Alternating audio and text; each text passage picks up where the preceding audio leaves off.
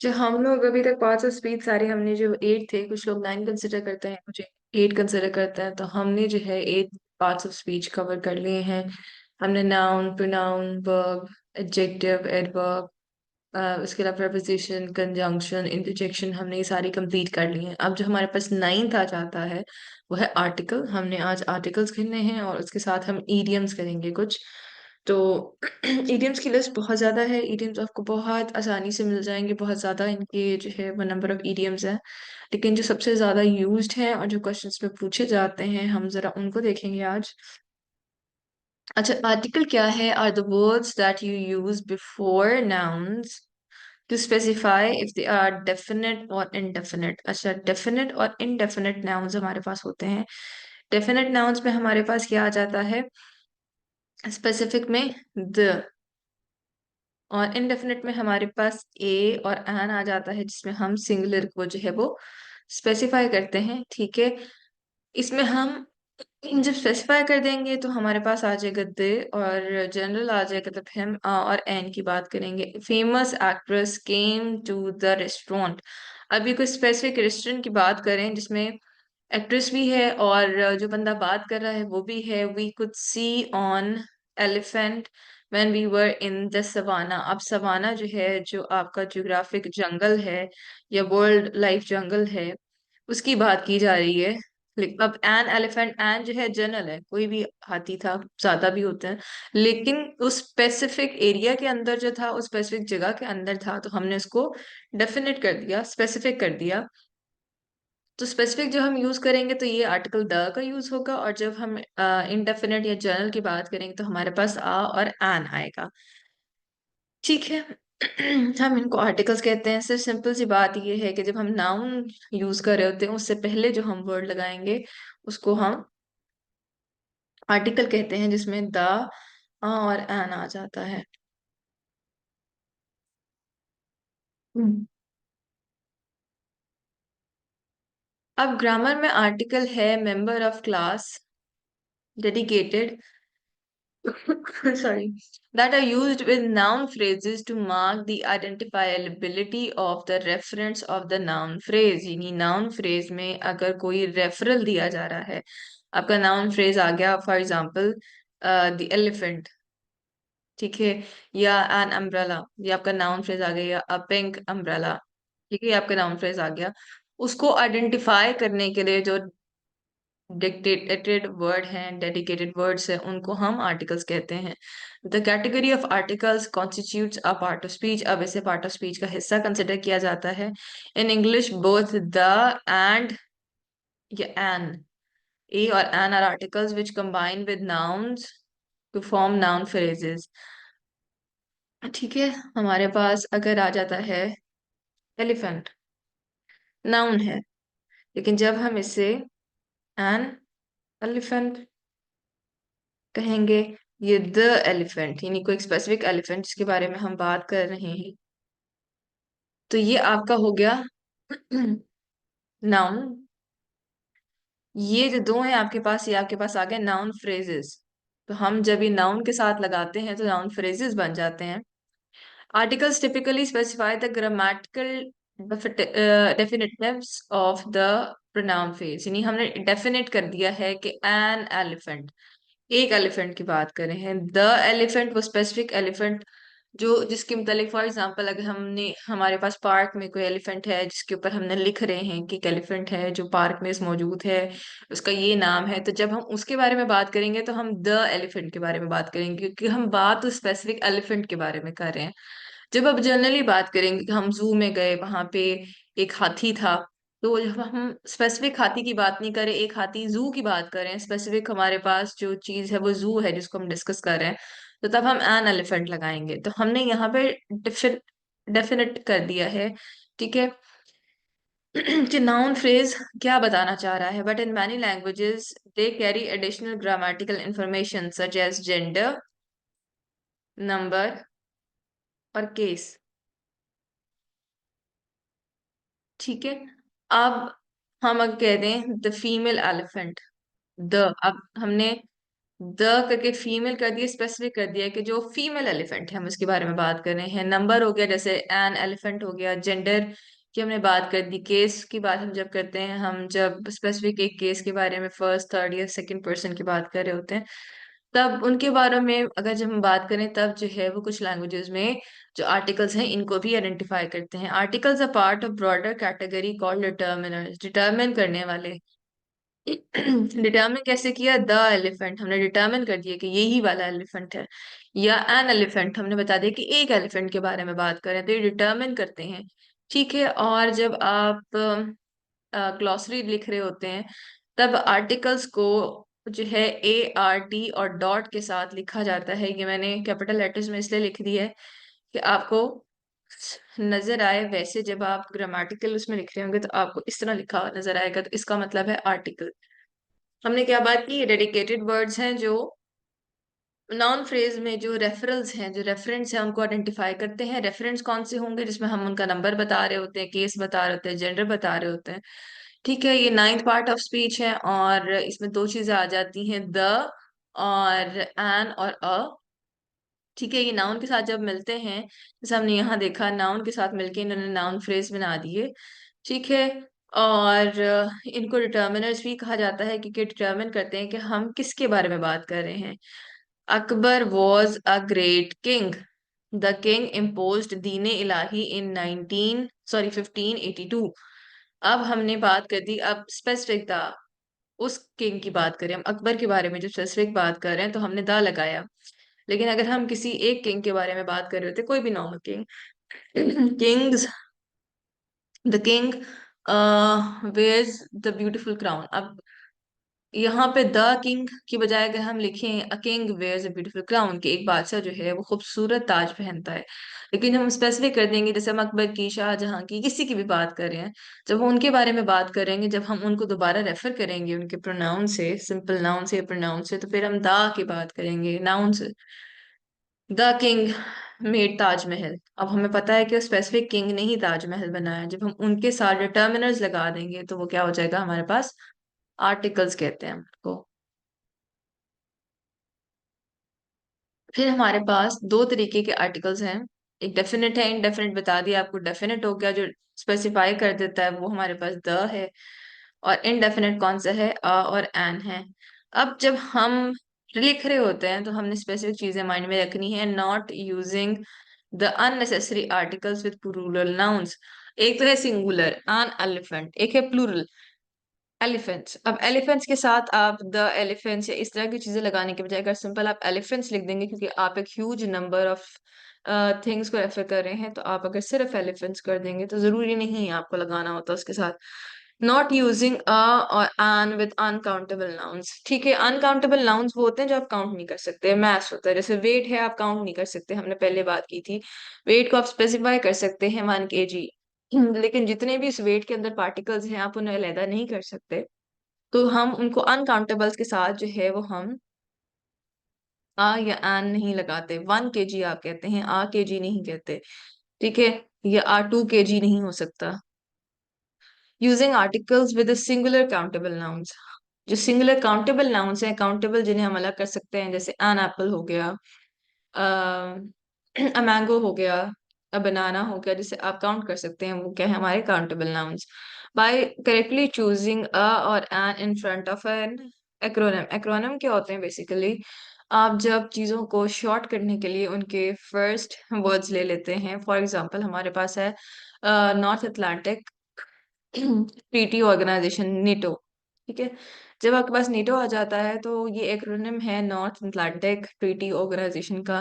इसी तरीके से जब हमारे पास यूएन हम लिखते हैं तो यूनाइटेड नेशंस का कैपिटल है, या फीफा है, या इसी तरीके से हम कोई भी एक्रोनिम यूज करते हैं, शॉर्ट फॉर्म यूज करते हैं उनके फर्स्ट वर्ड्स को लेके, तो इन्हें एक्रोनिम्स कहते हैं। तो हमने एक्रोनिम्स के आगे अ और एन लगाना है, ये भी हम देखेंगे। Correctly deciding if an acronym for an entity needs the, इसी एक्रोनिम के अगर आगे, यानी नेटो के आगे या यूएन के आगे, ओपेक के आगे, किसी के आगे हम अगर लगाते हैं, लगाना है हमने द, तो हम देखेंगे कि हमने किसके आगे लगाना है, किसके आगे नहीं, ये भी हम आगे डिस्कस करेंगे। Correctly identify if a country names need the दी, क्या आपने कंट्री नेम के साथ जो है दी लगाना है कि नहीं लगाना, ये भी हम देखेंगे आगे।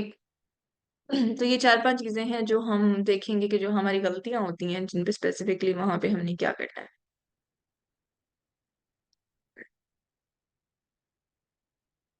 If you are using plural nouns such as students, cafeteria, thesis, you usually do not need to use the. The researchers have commonly found that. इसकी जगह अगर आप कहें researchers have commonly found that, ठीक हो गया, दा की जरूरत ही नहीं पड़ी। जरूरी नहीं है कि आपने हर जगह पे दी एंड का जो है वो यूज करना है। The studies were undertaken to determine, ये है। लेकिन अगर आप देखें studies were undertaken to determine, तो इट्स सिमिलर, सेम है। द का यूज करने से कुछ स्पेसिफाई नहीं हुआ, क्योंकि स्टडीज थी, डिफरेंट स्टडीज हुई है, एक स्पेसिफिक स्टडी नहीं है। द रिसर्चर एक स्पेसिफिक रिसर्चर नहीं है। द रिसर्चर की बात होती है, the researcher have found commonly, या the researcher have commonly found. जब हम स्पेसिफिक रिसर्चर के बारे में बात करते हैं, स्पेसिफिक स्टडी के बारे में बात करते हैं, तब तो हमें लगाना चाहिए इनके साथ। द लगा देंगे तो इट्स नॉट रॉन्ग। बट अगर आप सिर्फ प्लूरल नाउन्स आप यूज करें उनके साथ आप ऐसे ही द का यूज करें, that is not well conceived. आपको सिर्फ उनको रिसर्चर्स तक ही लिखना चाहिए। हम एक्सेप्शन तब कर सकते हैं जब हमने पर्टिकुलर ग्रुप ऑफ पीपल के बारे में बात करना हो। पर्टिकुलर ग्रुप के बारे में हम बात कर रहे हैं, पर्टिकुलर ग्रुप जिसमें हमने ग्रुप को स्पेसिफाई करना है। अब हमारे पास डिफिनेटिव्स में क्या होता है, हम स्पेसिफिक बात करते हैं। जब हमने स्पेसिफिक ग्रुप्स को आइडेंटिफाई करना होता है तब हम जो है वो यूज करते हैं द का। This topic has been investigated by a team at many top universities. The researchers have commonly found that. अब आपने ये बात की कि कई यूनिवर्सिटीज में स्पेसिफिक टीम्स ये काम कर रही हैं, उनके जो रिसर्चर्स हैं उन स्पेसिफिक टीम्स के, हमने उनकी बात की है, तो हमने यहाँ पे द लगाया है। ठीक है, इधर हमें जरूरत नहीं थी क्योंकि हमने किसी भी बात को स्पेसिफाई नहीं किया, सिर्फ द रिसर्चर्स हैव फाउंड, तो आप रिसर्चर्स लिख देंगे तो ठीक है। You are talking about specifically the about work undertaken by certain teams and not about researchers in general. यही बात आपको वो कर रहा है कि आप स्पेसिफिक टीम के रिसर्चर्स की बात करें, जनरल रिसर्चर्स की नहीं। The department conducted numerous studies with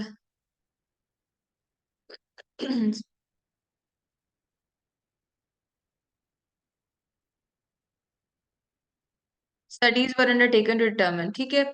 You are specifically referring to the studies that were undertaken in this context। अब हमने यहाँ पे the studies की बात की, तो हम उन specific studies की बात कर रहे हैं जो इस specific context में ली गई हैं, जनरल context में researches नहीं की गई। ये हम इस में बात कर रहे हैं कि अननेसेसरी यूज ऑफ हमने आर्टिकल्स का प्लूरल नाउन के साथ नहीं करना। अगर आपके पास कोई स्पेसिफिक बात नहीं की जा रही तो the researchers, the studies, the people की बजाय आप जो है सिर्फ पीपल, रिसर्चर, स्टडीज बात करेंगे, ठीक है। अगर आपने स्पेसिफिक ग्रुप ऑफ थिंग्स या लोगों को स्पेसिफाई करना है, क्योंकि हम आर्टिकल द का यूज स्पेसिफाई करने के लिए ही करते हैं, तब आपने क्या करना है, तब आपने लिखना है कि जैसे यहाँ पे है कि स्पेसिफिक टीम्स के वो रिसर्चर्स रिसर्च कर रहे हैं, तो फिर वहां पे द रिसर्चर्स आ जाएगा। ये स्पेसिफिक स्टडीज जो एक टॉपिक पे कंडक्ट की जा रही हैं, तो द स्टडीज आप लिख सकते हैं। उसके बाद हमारे पास आ जाता है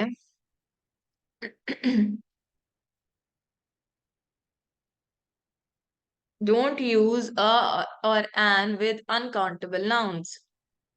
अनकाउंटेबल नाउन्स क्या है, हमने डिस्कस किया था, वो नाउन्स जो काउंट ना हो सके उन्हें अनकाउंटेबल नाउन्स कहते हैं। Which is something that normally cannot be encountered, such as air, anger, information, research, rice. Training मैंने आपको बात की थी कि आप 1 किलो चावल तो ले सकते हैं, लेकिन आप जाके दुकान पे ही नहीं कह सकते कि मुझे 12 चावल दे दें या मुझे 16 चावल के दाने दे दें। या आप ट्रेनिंग अगर हो रही है तो आप कितने ट्रेन हुए हैं, ट्रेनिंग का पर्पस क्या था कि आप उतने ट्रेन हो गए हैं। अगर इंफॉर्मेशन आपको दी जा रही है तो क्या इतनी इंफॉर्मेशन जितनी रिक्वायर्ड थी दे दी गई है, वो कितनी इंफॉर्मेशन है। इंफॉर्मेशन किलो के हिसाब से तो नहीं दी जाती ना, इंफॉर्मेशन इज इंफॉर्मेशन। ये जो इंफॉर्मेशन आपको दी गई है वो क्या आपके माइंड में जाके नॉलेज में कन्वर्ट हुई है कि नहीं हुई। इंफॉर्मेशन आपके पास रॉ जो है वो डाटा होता है, और नॉलेज आपकी ब्रेन का पार्ट बन जाता है। जब आप रिसर्च की बात करें तो एक टॉपिक को किस हद तक रिसर्च कर लिया गया है, आप जब रिसर्च करते हो you always find something new. तो उसमें आपके पास जो है वो देखना होता है कि अगर आप एक टॉपिक के बारे में बात कर रहे हैं तो किसी रिसर्चर ने उसके 12 जो है वो डायमेंशंस देखी होंगी, कोई रिसर्चर उसकी 14 डायमेंशंस निकाल के, 2 डायमेंशंस और निकाल के आ जाए, तो आपने वो टॉपिक पूरा तो कवर नहीं किया। अगर किसी और ने उसके अंदर से कुछ और निकाल लिया है, कोई और डायमेंशंस निकाल ली हैं, कोई और वेरिएबल्स निकाल ली हैं, तो इस तरह की चीजें जो काउंटेबल नहीं हो हम उन्हें अनकाउंटेबल्स कहते हैं। Uncountable nouns can be accompanied by a or an, cannot be accompanied by a or an, as it is impossible to have one of these things.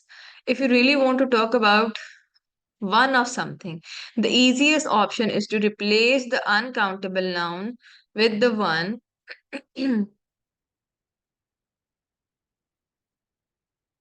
Sorry, countable one that is countable. यानी हम uncountable को अगर countable के साथ convert कर देंगे तब, या फिर another option is to add a countable noun after the uncountable noun।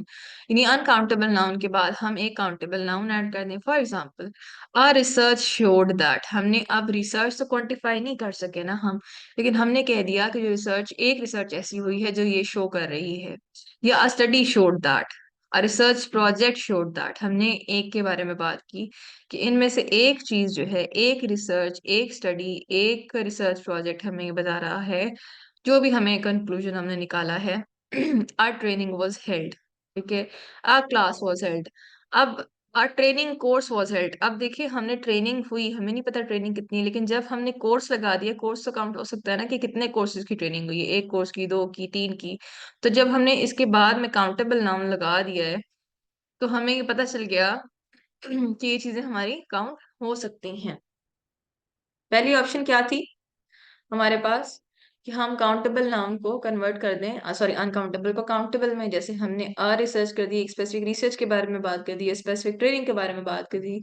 या दूसरी हमारे पास ऑप्शन क्या थी कि जो अनकाउंटेबल नाउन है, जब हम उसके साथ काउंटेबल नाउन लगा देंगे, ठीक है, जैसे अनकाउंटेबल नाउन के साथ काउंटेबल नाउन लगा दिया हमने, तो दूसरी ऑप्शन हमने क्या की, दूसरी ऑप्शन हमने यूटिलाइज करके उसके आगे और एन का यूज कर लिया। बात आपको अगर समझ नहीं आई तो मैं आपको दोबारा से समझा देती हूँ कि काउंटेबल नाउन्स कौन से होते हैं जिनको हम वे इन कर सकते हैं, काउंट कर सकते हैं, देख सकते हैं इंडिविजुअली, अलग कर सकते हैं एक दूसरे से। और अनकाउंटेबल नाउन जैसे होते हैं जो हम एक दूसरे से अलग नहीं कर सकते और उनको इंडिविजुअली नहीं देख सकते। अब हमने बात की है कि अगर हमने उनके साथ आ और एन लगाना है, यानी उनको हमने थोड़ा सा स्पेसिफिक करना है, तो हम क्या करेंगे। पहली ऑप्शन हमारे पास ये थी कि हम अनकाउंटेबल नाउन की जगह पे काउंटेबल नाउन बना देंगे उसको। कैसे? रिसर्च, एक रिसर्च स्पेसिफिक के बारे में बात कर रहे हैं हम कि एक रिसर्च ने, फॉर एग्जांपल हम अपना लिटरेचर रिव्यू लिख रहे हैं कि एक रिसर्च ने ये बात की है, एक रिसर्च ने ये पॉइंट ऑफ व्यू दिया है, एक रिसर्च ने ये पॉइंट ऑफ व्यू दिया है, तो हम उसके साथ का यूज कर लेंगे, ठीक है। और दूसरी ऑप्शन हमने बताई थी कि हम काउंटेबल अनकाउंटेबल नाउन से पहले काउंटेबल नाउन लगाकर जो है हम उसको क्या करेंगे, हम उसे काउंटेबल नाउन में कन्वर्ट करके फिर आ और एन का यूज कर देंगे। जैसे अ क्लास वाज हेल्ड, वाज लगाया तो हमने इसका मतलब है कि एक के बारे में बात कर रहे थे, एक स्पेसिफिक क्लास के बारे में। या a training course was held, तो हमने बता दिया कि एक कोर्स जो है वो हेल्ड हुआ है, एक कोर्स के लिए ट्रेनिंग हुई है, तो हमने उसमें उसको स्पेसिफाई कर दिया है सिंगुलर नाउन में। इसके बाद हमारे पास आ जाता है यूज एन आर्टिकल और other determiners with a singular countable noun. हमने सिंगल काउंटेबल नाउन के साथ आर्टिकल्स या डिटर्मिनर्स लगाने हैं। A singular countable noun such as formula, participant and professor generally cannot stand on their own. Professor said that, a professor said that, या the professor said that, the formula या this formula, the participant या a participant, हम उन्हें, उनके साथ हमने countable noun कुछ लगाना होता है, काउंटेबल नाउन के साथ determiner. If you are not using a possessive, possessive की हमने क्या बात की थी, पोजेसिव प्रोनाउंस क्या थे, माय, योर, हर, ठीक है, ये हमने पोजेसिव प्रोनाउंस पढ़े थे, आपको याद होगा। फिर है ये डिटर्मिनेटिव्स, ये डिमॉन्स्ट्रेट करने वाले, this, that. You should use an article और अदर डिटर्मिनर, के इनकी जगह पे या इनके साथ हमें एक आर्टिकल या अदर डिटर्मिनर लगाना पड़ता है। डिटर्मिनर कौन से हैं? 3 तरीके के हैं। एक आपके पास आ जाता है आर्टिकल, दूसरा आपके पास पोजेसिव्स या पोजेसिव नाउन्स प्रोनाउंस आ जाते हैं। और तीसरा आपके पास डेमोन्स्ट्रेटिव जो है ये डिटर्मिनर्स जिनको कहते हैं डेमोन्स्ट्रेटिव डिटर्मिनर्स दिस और दैट के वो आ जाते हैं। आपने जो है सिंगुलर काउंटेबल नाउन्स के साथ इनमें से कोई एक चीज लगानी है उसको स्पेसिफाई करने के लिए। ठीक है। अब अगर आप एग्जाम्पल की तरफ चलें तो हमें एग्जाम्पल में नजर आएगा कि in this interview it was revealed that. हमने कह दिया इस इंटरव्यू में it was revealed that. In his interview, अब हमने पोजेसिव यूज किया तो in his interview it was revealed that. In that interview, अब हमने डिमोन्स्ट्रेट कर दिया कि उस वाले इंटरव्यू की बात करें हम। It was revealed that in the interview, हम एक स्पेसिफिक इंटरव्यू की बात करें। फॉर एग्जांपल अगर हम किसी प्रेसिडेंट का जो है ले रहे इंटरव्यू, तो हमने पहले मेंशन किया कि इस प्रेसिडेंट के जो इंटरव्यू हमने लिया तो उस स्पेसिफिक उस द इंटरव्यू में उस स्पेसिफिक इंटरव्यू की बात करें हम।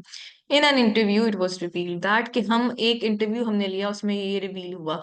मतलब आपने जो है सिंगुलर काउंटेबल नाउन्स के साथ या तो आर्टिकल लगाना है जो हमारा द और एन है, या आपने पोजेसिव्स लगाने हैं जैसे हिज हर योर है, या फिर आपने डेमोन्स्ट्रेटिव्स लगाने हैं दिस और दैट, ताकि स्पेसिफाई हो जाए कि आप किस बारे में बात कर रहे हैं।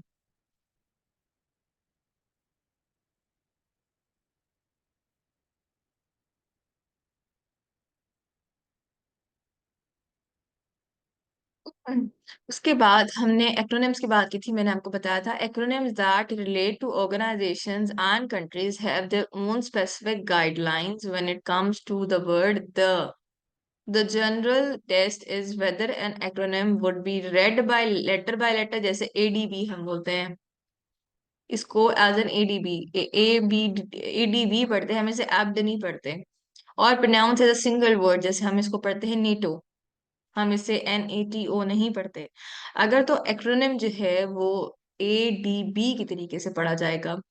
Acronym that are read by letter, यानी जैसे ADB है तो उनके साथ हम द लगाते हैं। For example the headquarters of the UN, क्योंकि हमने UN कहा है, इज इन द US। हम US बोलते हैं या USA बोलते हैं, जब हम USA बोलेंगे तो फिर हम आर इन USA।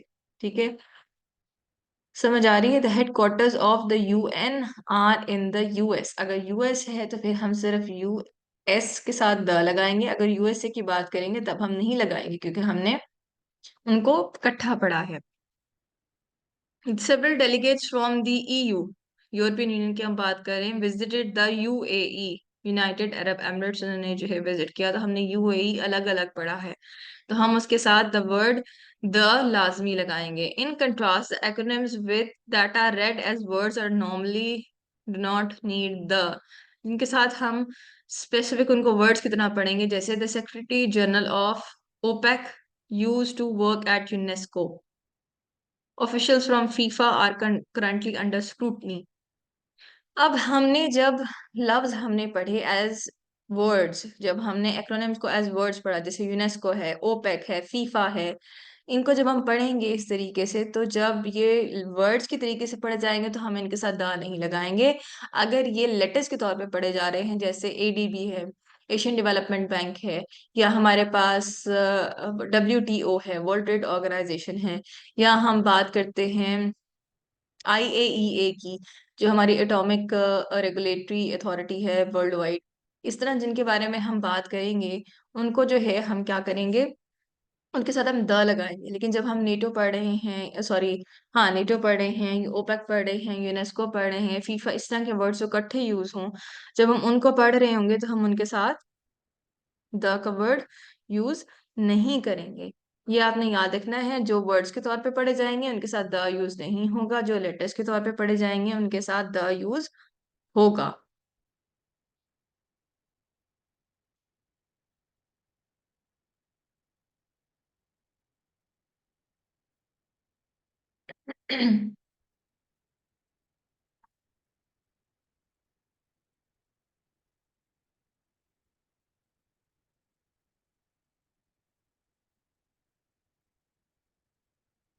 अब उसमें ये हमने बात की है कि किन कंट्री नेम के साथ द हम यूज करेंगे और किन कंट्री नेम के साथ हम द यूज नहीं करेंगे।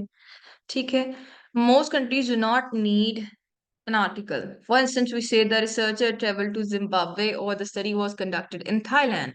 However, the is needed in the following circumstances. When the country name includes a common noun such as federation, kingdom, republic or state. जैसे हम कहते हैं the Islamic Republic of Pakistan क्योंकि हमारे साथ रिपब्लिक का वर्ड लगता है, इस्लामिक का लगता है। ठीक है, जब हमारे पास इस तरह के वर्ड्स लगते हैं किसी के साथ तो उसको हम क्या पढ़ते हैं,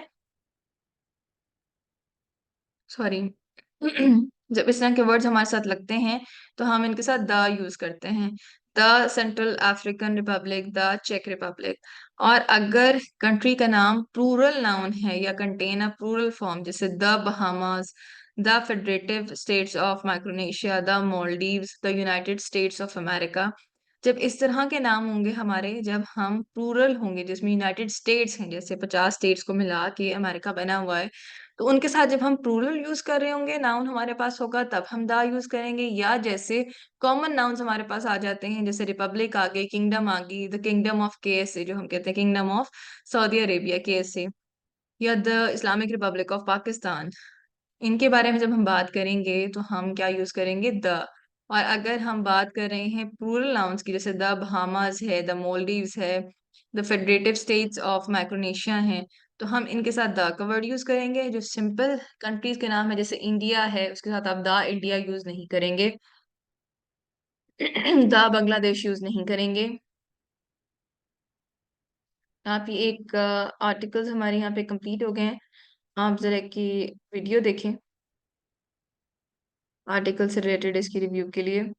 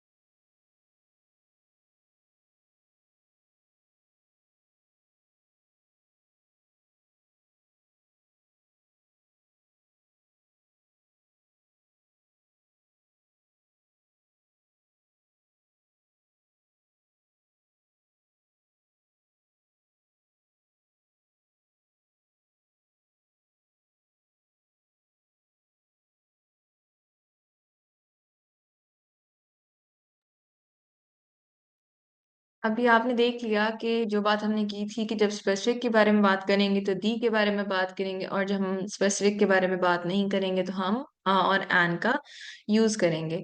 अब यहाँ तक हमारे आर्टिकल्स कंप्लीट हो गए, हमने आर्टिकल्स के बारे में बस इतनी ही इंफॉर्मेशन लेनी थी। अब हम ईडियम्स की तरफ आ जाएंगे।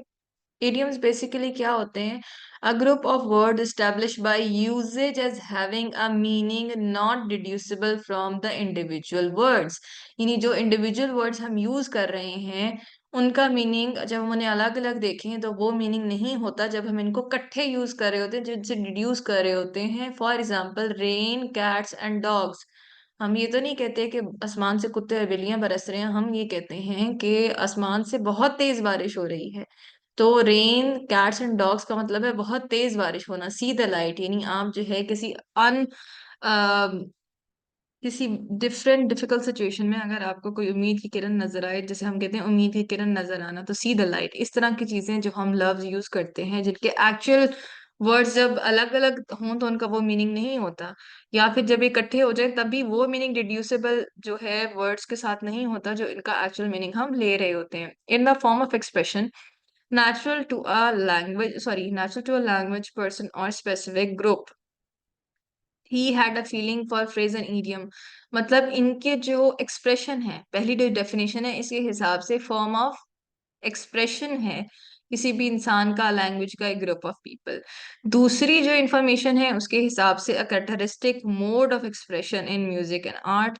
कि म्यूजिक एंड आर्ट में भी जब हम यूज कर रहे होते हैं तो ईडियम्स और फ्रेज यूज हो जाते हैं।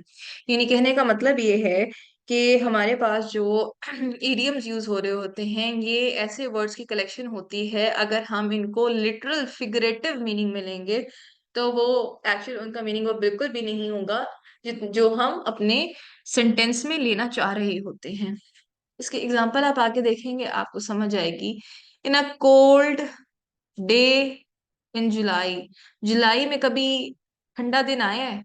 जुलाई में सर्दी नहीं होती, गर्मी होती है।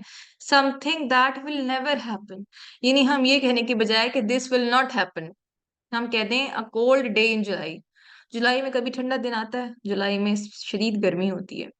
अ स्नोबॉल्स चांस इन हेल, यानी अगर जहन्नुम में कोई स्नोबॉल आप बना सके। जहन्नुम में आप स्नोबॉल तो नहीं बना सकते, फायर पिट में आप स्नोबॉल तो नहीं बना सकते। To be very unlikely to succeed at something. All wet, completely mistaken, यानी हम कहते हैं कि he is all wet from his sins, कि वो अपनी तमाम जो उसने गुनाह किए हैं उनसे उनकी वजह से कंप्लीटली मिस्टेकन इंसान है। Blood and thunder, a dramatic spectacular performance.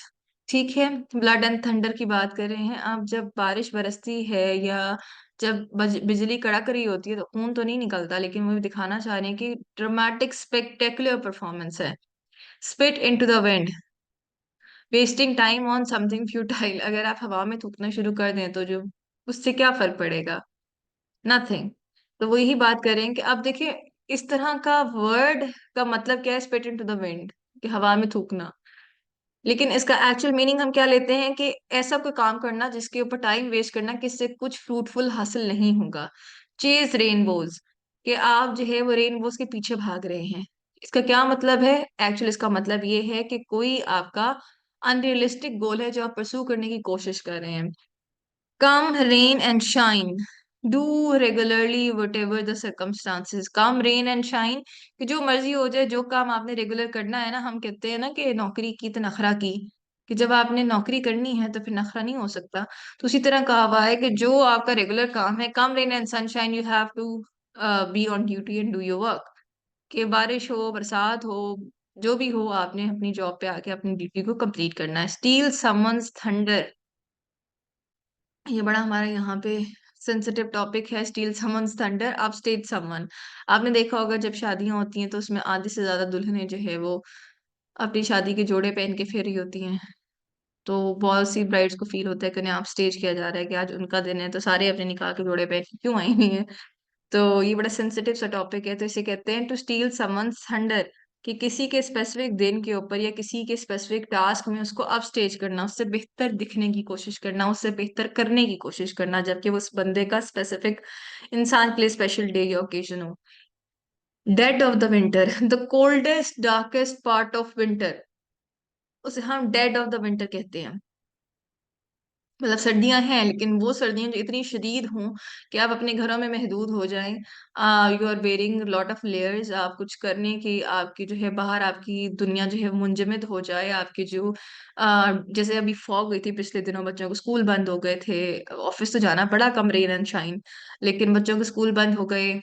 और जो है वो मोटरवेज आपके बंद हो जाते थे, मतलब जो आपके मामूलाते जिंदगी जिसमें सफर हों जिन ठंड में, उसको हम क्या कहते हैं, डेड ऑफ विंटर। फिर हमारे पास आ जाता है ब्लू मून। नीला चांद तो कभी भी नहीं होता, तो इसका मतलब है very rarely, a good light of day, from realistic rather than wishful perspective. Cold light of the day का क्या मतलब है, ठंडी धूप तो नहीं होती, धूप गर्म होती है। From a realistic rather than wishful perspective, कि आप रियलिस्टिक परस्पेक्टिव से सोच रहे हैं। आपके जो दिमाग में या जो आपकी सोच है या आप जो चाहते हैं आप वैसा नहीं सोच रहे। हम कहते हैं time is money, time is valuable, so do not waste it. Time is money का मतलब ये है कि जो आपका टाइम है वो बहुत वैल्यूएबल है, उसको आपने वेस्ट नहीं करना। उसके बाद हमारे पास आ जाता है about time, far pass the desired time, यानी आपका जो डिजायर्ड टाइम था उससे बाद में ही काम हुआ है, तो आप कहते हो हो अबाउट टाइम, कि अब वक्त हो चुका है, अब वक्त हो चला है। Ahead of the curve, ahead of curve का मतलब ये है कि आप दूसरों से नए आइडियाज इनोवेशंस में आगे हैं। अराउंड द क्लॉक यानी at all times. In the nick of time, nick of time का क्या मतलब है, with no time to spare, ये जस्ट इन टाइम।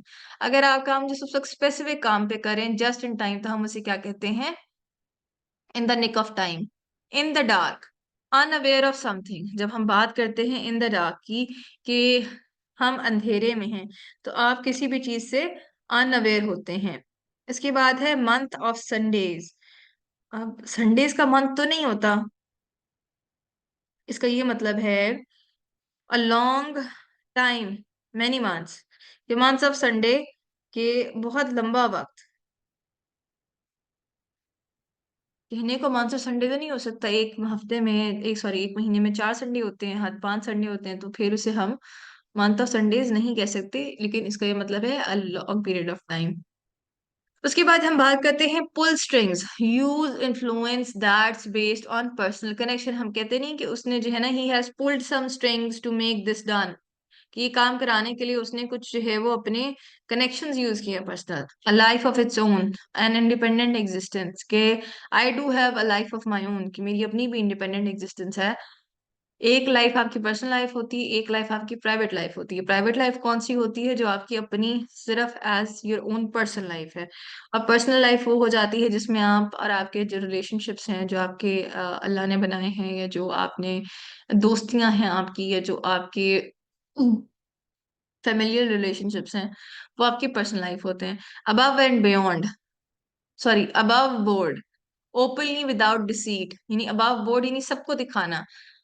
पहले ये होता था कि जब किसी ने कोई घपला करना होता था, क्योंकि उस टाइम पे मार्केट्स होती थी पहले जमाने में बोर्ड के ऊपर, आपके जो बैंक भी थे वो बेंचेस के ऊपर होते थे, कि वहां पे लोग आके पैसे जमा कराते थे, रसीद लेते थे। तो जब उन्होंने कुछ घपला करना होता था, या सब्जी वालों ने कोई घपला करना होता था, या फ्रूट्स वालों ने, तो वो आपका जो बोर्ड है ना उससे नीचे हाथ करके कोई काम करते थे घपला।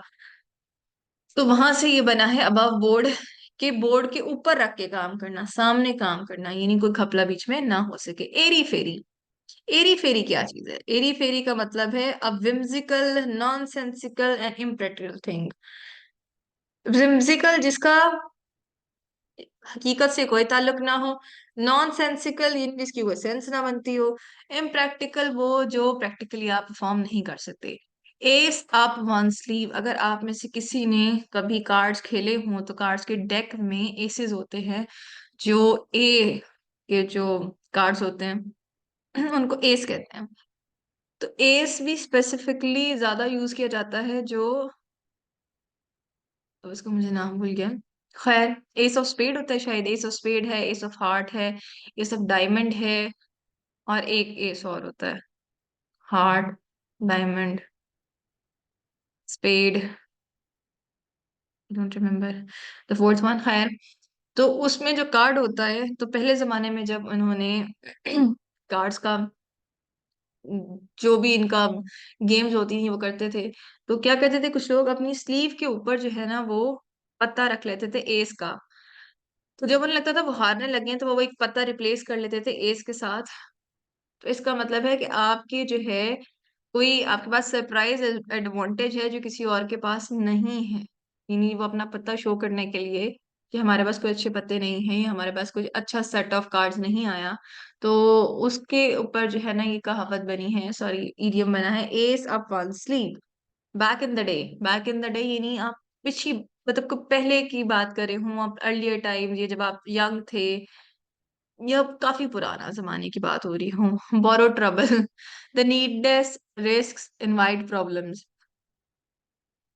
कि हम कहते हैं ना ये बंदे को तो हर वक्त मसले मसाइल ही चल रहे होते हैं, ये जानबूझ के मसले अपने लिए क्रिएट करता है, तो इसका मतलब हम ये कहना चाह रहे होते हैं ही borrows trouble.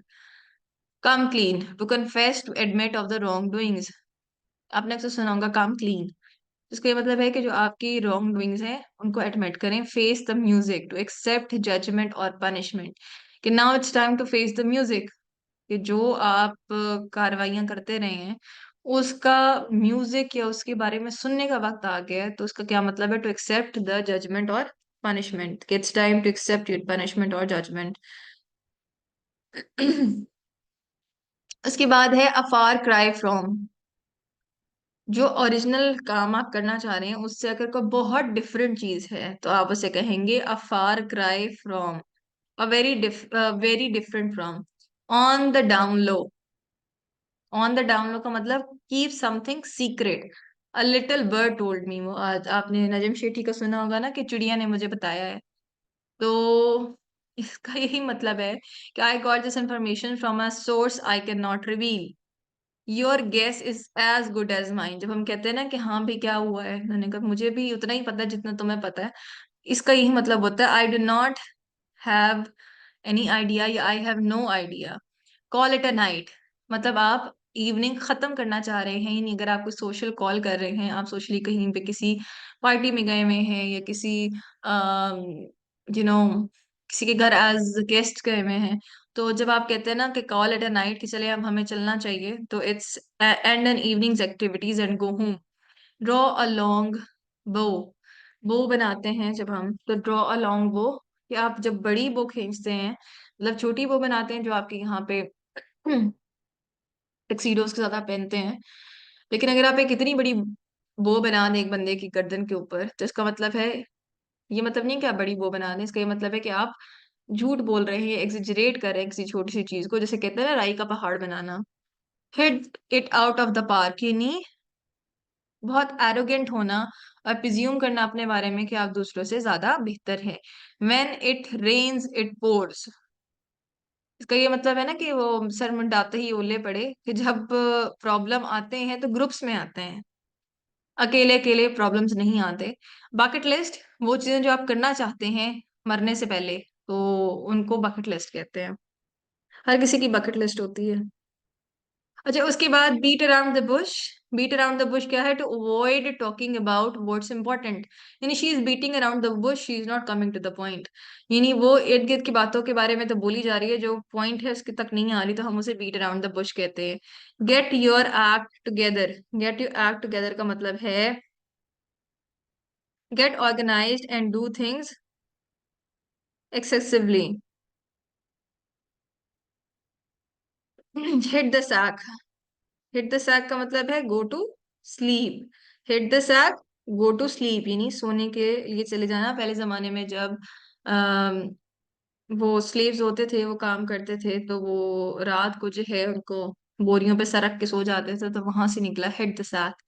You guess is at good as mine, I don't know, come good things come to who those who wait, कि अच्छी चीजें उनके लिए आती हैं जो इंतजार करते हैं। To have patience, back against the wall, stuck up in different difficult circumstances with no escape. यानी मेरी जो कमर है वो दीवार के साथ लगी हुई है, इसका मतलब है कि इतने प्रॉब्लम्स आ गए हैं कि मैं एस्केप नहीं कर पा रहा, आपके पास पीछे जाने का, मुड़ने का कोई रास्ता नहीं है।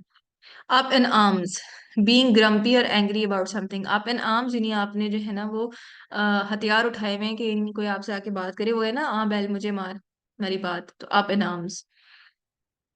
Scrape the barrel, making the most out of the worst situation या थिंग्स। स्क्रेप करना, बैरल, बैरल होता है बड़ा ड्रम, उसके जो नीचे से जो है ना खुरचना, scrape the barrel to make the most out of the worst situations. Burn your boats या ब्रिजेस, कश्तियां जला देना। Doing something that makes it impossible to go back to the original state. Break fresh या break new ground, इसका मतलब है कि वो काम करना जो आपने पहले कभी नहीं किया। सेल लाइक हॉट केक्स, यानी आपका जो प्रोडक्ट है या आपकी सर्विस इतनी अच्छी है कि वो क्विकली सेल आउट हो गई है। रन अराउंड इन सर्कल्स, कि गोल गोल घूमना, दायरों में गोल गोल घूमी जा रहे हैं, यानी एक ही जो है जगह पे एफर्ट लगाई जा रही है, इसका कोई फायदा नहीं है। On cloud nine, being very happy. Left out in the cold, being ignored. Blow hot and cold, alternative inconsent sorry alternate inconsistently between moods and actions, यानी कभी आपका मूड बहुत अच्छा हो रहा है, कभी आपका मूड बहुत बुरा हो रहा है, तो इसे hot and cold, blow hot and cold कहते हैं। कट कॉर्नर्स, शॉर्टकट लेना, ठीक है, इन इजियर और लेस एक्सपेंसिव मैनर्स में करना। स्क्रेप द बैरल की हमने बात की, बर्न योर बोट्स की बात की, ब्रेक फ्रेश या ब्रेक न्यू ग्राउंड की बात की हमने, sell like hotcakes, run around in circles, on cloud nine, left out in the cold, blow hot and cold और cut corners। इसके बाद boil the ocean, ocean में उबाल आना। This is something which is taking up at an almost impossible and overly ambitious project, यानी ऐसी चीज impossible हो, जब आप वो करें तो आप उसको क्या कहेंगे, boil the ocean। Keep an ear to the ground, staying informed about everything, जमीन के साथ कान लगाना, इसका मतलब है कि आप हर चीज के बारे में इन्फॉर्म्ड हैं। Eat like a horse, eating too excessively, कि आप बहुत ज्यादा खाएं तो eat like a horse. Snowball effect, snowball effect ये होता है कि जब एक मोमेंटम बन जाता है तो एक चीज के ऊपर दूसरी चीज होती जाती है। जैसे आप बर्फ के छोटे गोले को फेंकें तो जब वो नीचे गिरता जाएगा तो उसके साथ बर्फ चिपकती जाएगी, तो इसे क्या कहते हैं, स्नोबॉल इफेक्ट। अब हमारे पास कुछ और इडियम्स हैं। 24/7, इसका मतलब है constantly, all the time. A short fuse, a quick temper, she has the short fuse. A taste of your own medicine, bad treatment deservedly receive for treating other people badly, यानी अगर आपने किसी के साथ बुरा किया है या गलत किया है तो आपके साथ भी इक्वली बुरा हो रहा है, तो इसे क्या कहते हैं, taste of your own medicine. Butterflies in stomach, पेट में तितलियां तो नहीं होती, लेकिन इसका ये मतलब है कि जो आपको नर्वसनेस की वजह से आपके सिंकिंग सी या वियर्ड सी सेंसेशन आपके जो स्टमक में होती है, उसको आप क्या कहते हैं, butterflies in the stomach. Bye the skin of your teeth, अब आपके दांतों पे कोई स्किन तो नहीं है, इसका मतलब है बेरली किसी कोई काम करना या बेरली किसी चीज से बच जाना, उसको क्या कहते हैं, by the skin of your teeth. Cat got your tongue, हमने किसी को अगर एम्बारस करना हो कि हाँ बोलो अब क्यों जबान नहीं चल रही, तो उसको ये कहते हैं कि क्या बिल्ली तुम्हारी जबान खींच के ले गई है। Can not you speak, crying wolf, हम बचपन में पढ़ते थे कि भेड़िया आ गया, शेर आ गया, शेर आ गया, तो इसका ये मतलब है कि उस टाइम पे हेल्प के बारे में कहना जब आपको हेल्प की जरूरत ना हो, और एक्चुअल टाइम पे जब आपको हेल्प की जरूरत हो तो आपकी हेल्प को कोई ना आए। कट सम स्लैक, कि आप किसी को कहें कि please cut some him some slack, he has already been in a lot of worse situations, कि आप किसी को इतनी जल्दी जजली सॉरी हार्शली जज ना करें। डाउन फॉर द काउंट, कि I am tired, I am down for the count, I am tired, I am giving up and I am unable to participate in any longer, यानी किसी भी activity में down the count का मतलब ये है कि I am not ready for this activity, या मैं इस एक्टिविटी को छोड़ना चाह रहा हूँ। Draw the line, draw the line क्या है कि आपने रुक जाना, या आपको पता चल जाए कि अगर मैं इस फर्दर इस लिमिट मैंने ये क्रॉस की तो ये चीज गलत हो जाएगी। मतलब अगर आप किसी के साथ इन कॉन्वर्सेशन है और आपको पर्सनल बात किसी से कर रहे हैं तो आपको आइडिया होता है कि अगर मैं इससे ज्यादा पर्सनल को बात करूँ या करूंगा या करूंगी तो ये गलत बात हो जाएगी, तो इसको क्या कहते हैं, draw the line. Easier said than done, हम कहते हैं ना कि कहना तो बहुत आसान है, करना बड़ा मुश्किल है, तो इसका यही मतलब होता है not as easy as it appears to be. Every cloud has a silver lining, यानी हर बादल की जो है वो एक सिल्वर लाइनिंग होती है, उसके जो लाइंस होती हैं वो सिल्वर कलर की होती हैं, इसका ये मतलब है कि there is good in every bad. Finding a needle in a haystack, यानी भूसे में सुई ढूंढना, सुई तलाश करना, इसका मतलब है virtually impossible to find. Fish out of water, जब मछली पानी से बाहर आ जाती है तो वो तड़पने लगती है क्योंकि वो उसकी जगह नहीं है। तो इसका यही मतलब है कि आप जो है उस जगह पे आ गए हैं जो आपकी जगह नहीं है। Get something of your chest, अपने सीने से कोई बात उतारना, यानी आप कोई बात करना चाह रहे हैं या आपको बहुत टाइम से कोई बात बॉदर कर रही है तो आप बताएं, तो उसको क्या कहते हैं? Getting things out of your chest. Give it a word, to try something, कि आप I am going to give ऐसे राइटिंग अ वर्ड, कि मैं ऐसे राइटिंग में अपनी किस्मत आजमाना चाह रही हूँ, या I want to try something new. Go down in flames, to fail suddenly and spectacularly, कि आप जो है ना फेल भी हों और बड़ा अंदाज से तरीके से फेल हों कि सारे लोग देखें कि आप फेल हुए हैं। तो इसको क्या कहते हैं? To go down in flames, यानी एकदम ही सारी चीज ऊपर नीचे ताहोबाला हो जाए और आपको समझ भी ना आए, और ऐसी अच्छे तरीके से ताहोबाला हो कि दुनिया भी देखे कि यार ये हुआ क्या है। तो उसको क्या कहते हैं? Go down in flames. Go to the extra mile, doing something more to make an extra effort. Hang in there, be patient, हम कहते हैं ना just hang in there, this too shall pass, कि ये वक्त भी गुजर जाएगा। Hang in there, you need to make an, to be patient. In the fast lane, a life filled with excitement. The city in the life in the metropolitan cities are in the fast lane. यानी जो आपकी जिंदगी, जो आप बड़े शहरों में या जो बड़ी बड़ी जैसे कराची है या लाहौर है, इसमें आपकी लाइफ फास्ट पेस्ड है, तो इसका मतलब है a life filled with excitement. In the nick of time, हमने पहले भी पढ़ा था almost too late. Let the cat out of the bag. इसका मतलब है बिल्ली को थैले से बाहर करना, to tell a secret. Let the chips fall where they may, कि जो कुछ भी होना है अच्छा या बुरा बस हो जाए। हम कहते हैं ना कि जो कुछ भी होना है अच्छा या बुरा बस अब हो जाए। तो उसको क्या है? Let the chips fall where they may. Lose your marbles, to go crazy और इनसेन, जब आप दूसरे को कहते हैं वी लॉस्ट योर मार्बल्स, क्या तुम पागल हो गए हो या पागल हो गई हो, तो उसको हम क्या है? Losing your marbles mean to go crazy और इनसेन। उसके बाद हमारे पास आ जाता है ब्लू मून की, हमने पहली बात की थी, once in a blue moon, rarely. Plain as a day, it is plain as a day, मतलब आपको दिन बाहर नजर आ रहा होता है, इसका मतलब है plain and obvious. Play second fiddle, to be less important, ठीक है। Put your foot in your mouth, यानी हम कहते हैं ना दांतों में उंगलियां दबा लेना, कि आप कोई ऐसी बात करें जो आपको नहीं कहनी चाहिए थी। तो put your foot in the mouth. Pull yourself together, calm down and behave normally, हम कहते हैं ना pull yourself together and act normally, कि आप जो है किसी कोई इंसान शदीद इमोशनल स्टेट में हो, whether it's anger, whether it's sadness, whether it's Joy, तो आप उन्हें कहते हैं वेदर इट्स एक्साइटमेंट, कि जो है pull your act together and behave normally. Sick and tired, जब आप किसी चीज से बॉदर्ड हो, एनॉयड हो, कि I am sick and tired of the bickering, कि मैं हर वक्त की जो है नोक झोंक से तंग आ गई हूँ। स्लीप ऑन इट, हमसे कहते हैं ना हाँ थोड़ा वक्त ले लो। To think about something for a while before making a decision, it means to sleep on it. Snug as a bug in a rug. Snug होता है cozy as a bug, bug होता है कीड़ा, in a rug, rug होती है आपकी carpet छोटा, ही नहीं, अगर आपके कारपेट के अंदर एक कीड़ा बंद है, कोई खटमल बंद है, तो it's snug as a bug, मतलब वो आराम से बंद है, कोजी है, उसको कोई थ्रेट नहीं है। तो snug as a bug in a rug का मतलब है warm and cozy. Step up your game, to start performing better. To step up your game means to start performing better. Stick your nose into something, to interfere, दूसरों के कामों में टांग अड़ाना, उसको क्या कहते हैं? Stick your nose into something. Straight from the horse's mouth.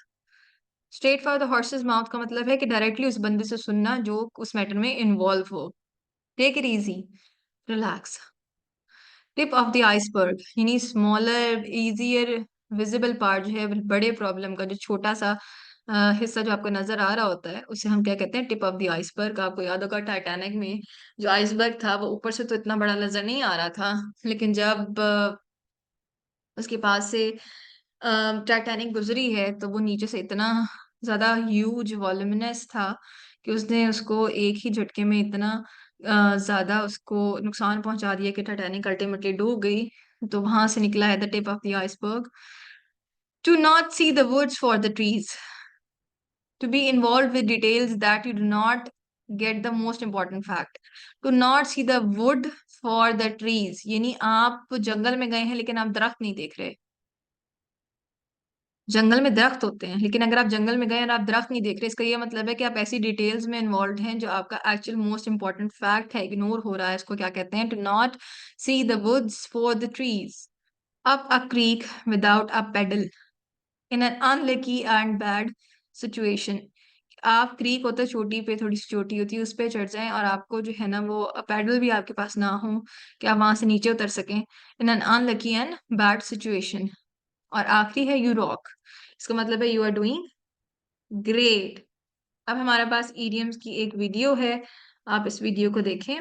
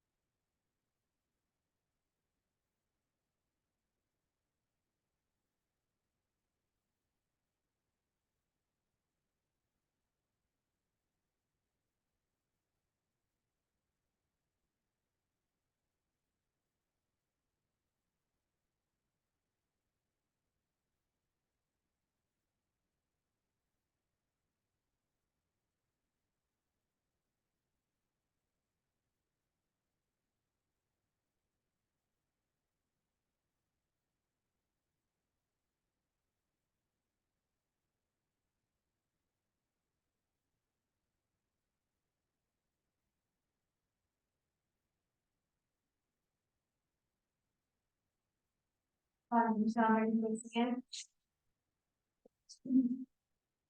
अल्लाह की शुक्र। मैंने तो अच्छे से किया तो साइंस आई तो साउथ नहीं आई थी, क्या बताना।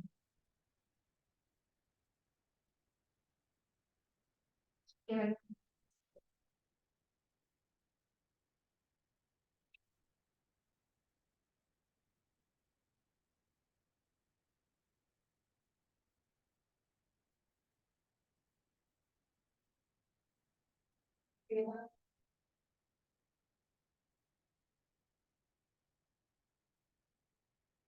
है। अच्छा, मैंने तो तेरी एक्सेस और सरेंडर की बात जो कर रही है वो क्या है?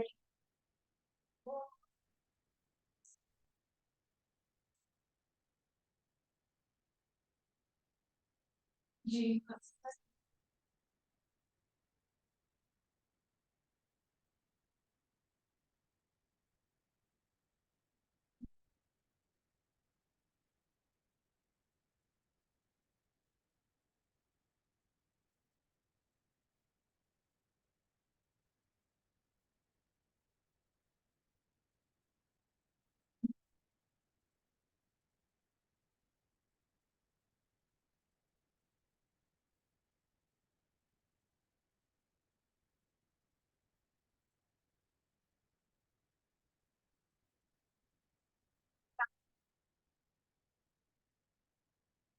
चला।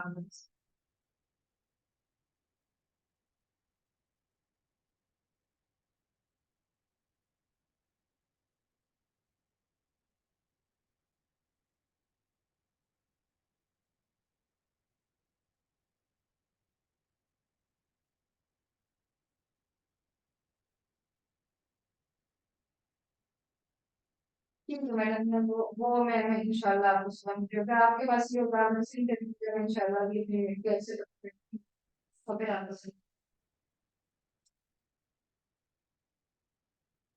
Thank you so much. बना लेंगे इंशाल्लाह बात। Thank you.